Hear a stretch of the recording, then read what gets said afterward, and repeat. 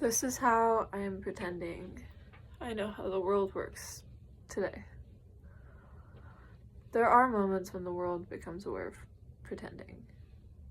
That imagination is not only a particularly sacred element of humanity, but entirely inseparable from our existence.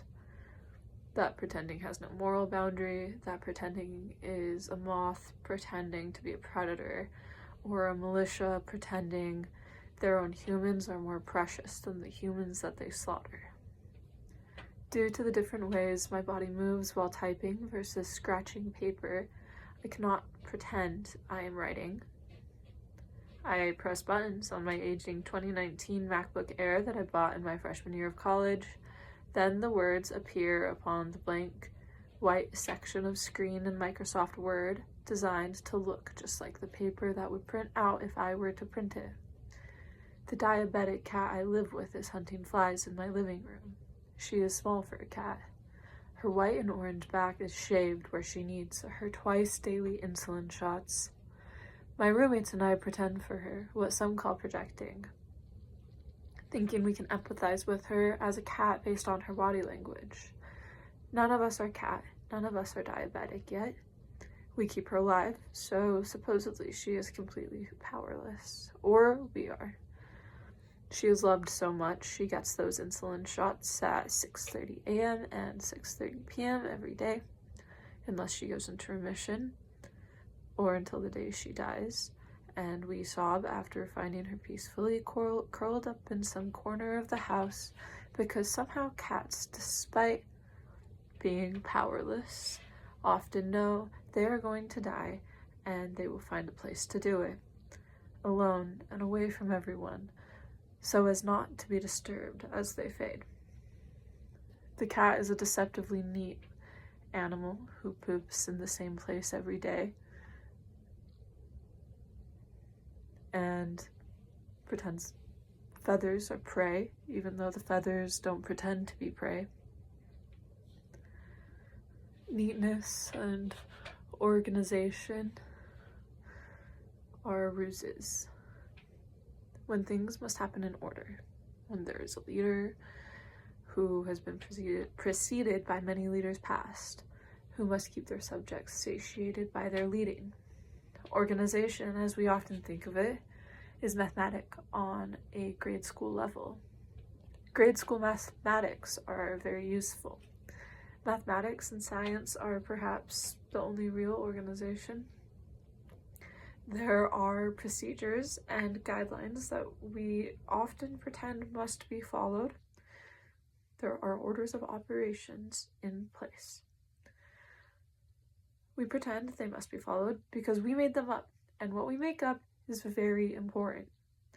Lest I not be misinterpreted as hating organization, let me write an essay or read a speech, depending on how you consume these words.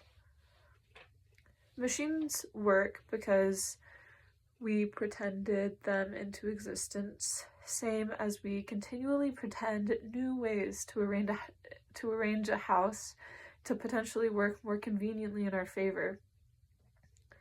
There is often not a need for a machine.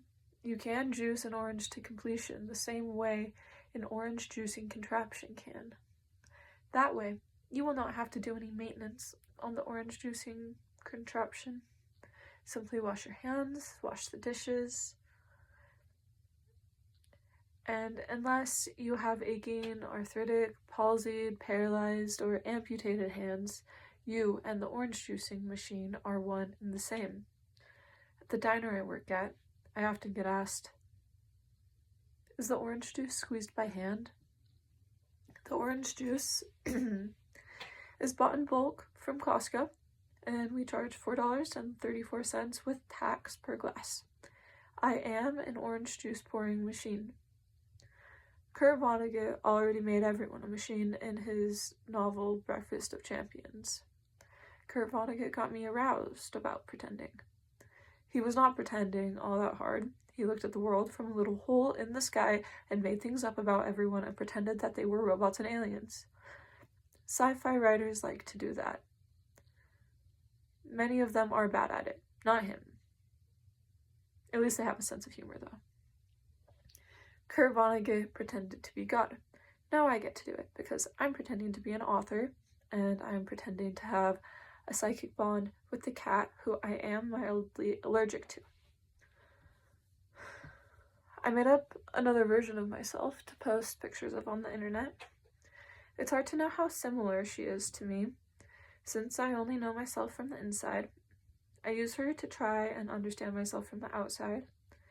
I use her to try to be a better friend and to feel loved.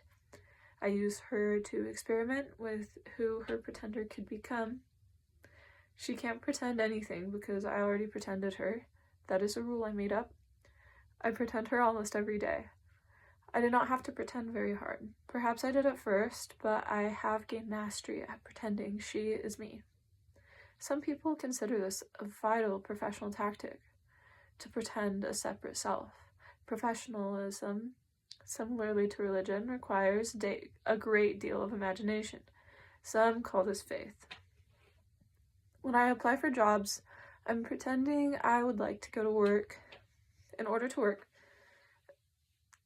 revolt, you must pretend that it will work. Some may refer to that as hope or imagining a better future. Maybe the future won't be better, but it will be different. Imagination, pretending, rusing, hoaxing, none of these are possible without an action, such as pressing buttons. Moving things around is a more productive action. Acts of imagination and pretending are meant to be shared physically to create a new form of chaos. There's no true organization, even when you get to the hard part of math, especially when you get to the hard part of math, even in all its symmetry. The closest to organization any system can get is when the chaos of present, old, and new can exist with full recognition in the same room. I think of libraries, categorized by loose genre and morally ambiguous alphabetization. Categorizing books like scientists give Latin names to wild animals and fungi and plants. The nomenclature of knowledge. Without pretending and imagining I am flesh, I am the thing I pretend to be. Every bit of pretending that I need all these machines, that I know how to be healthy, that I am oriented, makes living a little easier. Giving in to the fiction that every pretender before me has crafted, that I continue to craft. I cannot resist organization, but I can find a moralizing yet movable shelf for each bit of chaos within new technology and creations that other pretenders inflict upon me, so that pretending is never denial, so that pretending has the opportunity to become hope.